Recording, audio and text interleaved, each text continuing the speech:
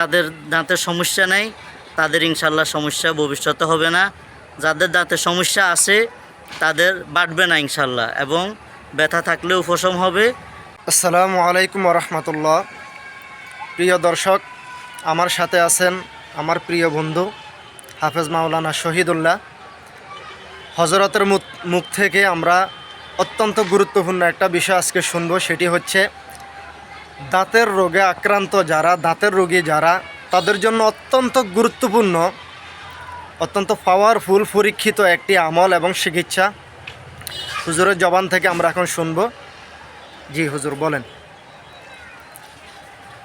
এটা সুন্নত না, চিকিৎসা।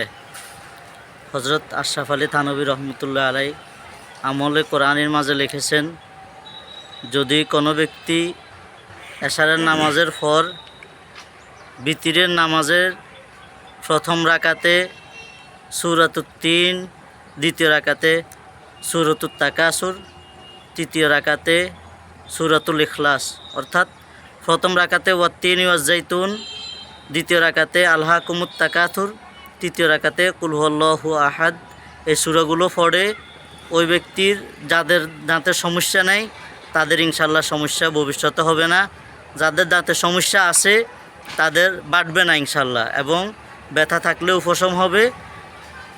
সবাইকে আমল করার জন্য আল্লাহ তাআলা তৌফিক দান করুন।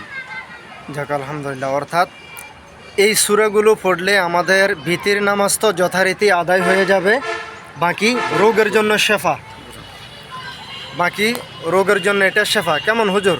জি, বাকি রোগের জন্য শেফা হবে, নামাজ হয়ে যাবে, রোগের জন্য শেফা হবে ইনশাল্লাহ। আল্লাহ পাক রব্বুল আলামিন আমাদের সকলকে এই অত্যন্ত গুরুত্বপূর্ণ চিকিৎসা, এই আমলটি করার তৌফিক দান করুন। আমিন। আসসালামু আলাইকুম রহমতুল্লাহ।